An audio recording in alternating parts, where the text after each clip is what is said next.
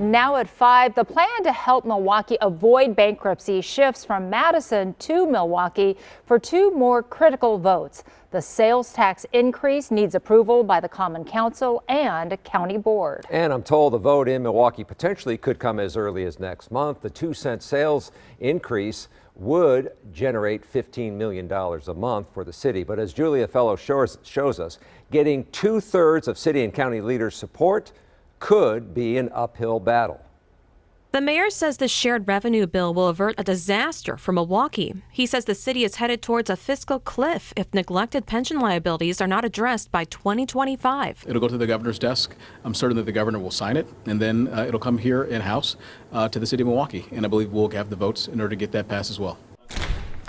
You think that you have enough votes to get it through the Common Council? I believe that we will have the votes to get it through the Common Council. To get the increase, 10 out of 15 older people will have to vote yes. Getting a temperature on how each older person feels was not easy today. Only 2 who did reply told me they would vote no on increasing the city's sales tax 2%. That includes Alderman Bob Bauman, who believes a vote could come by the end of this summer. I may change my mind based on all the facts and circumstances, but today is arguably one of the worst days in the history of Milwaukee. Bauman points to the strings attached to this bill, which includes not allowing sales tax dollars to fund the HOP, bringing back school resource officers into Milwaukee schools, and giving the police chief power to set policies instead of the Fire and Police Commission. All of those things will be law as soon as the bill is signed. Okay. So the only question that's before the Common Council is whether or not we're going to generate the revenue we need to stay solvent. Meanwhile, 12 out of 18 county supervisors would have to vote in favor of increasing the sales tax by 0.4% in Milwaukee County. 2 supervisors did tell me they are undecided. 2 would vote no at this point, and just 1 tied themselves to a yes. Supervisor Sean Rowland.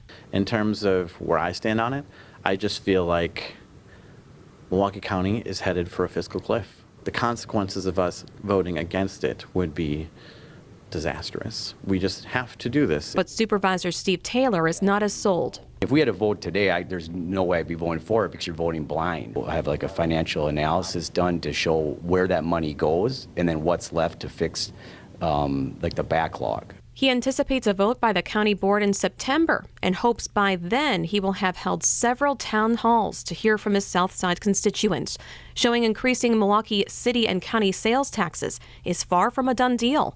Julia Fellow, TMJ4 News. All right, Julia, thanks. The compromise package deals not only with shared revenue, but also billions of dollars in education funding. And tonight, the president of the Milwaukee Teachers Education Association is calling on Governor Evers to veto it. She says what the governor proposed versus what they've learned so far about the bill that passed gives 5 times higher funding per student at charter schools than it does for public schools. It's not equity. There is an absolute over-prioritization to private voucher schools. There is a 90% special ed reimbursement for private voucher schools, but only 33% for public schools. The vast majority of children in Wisconsin attend public schools.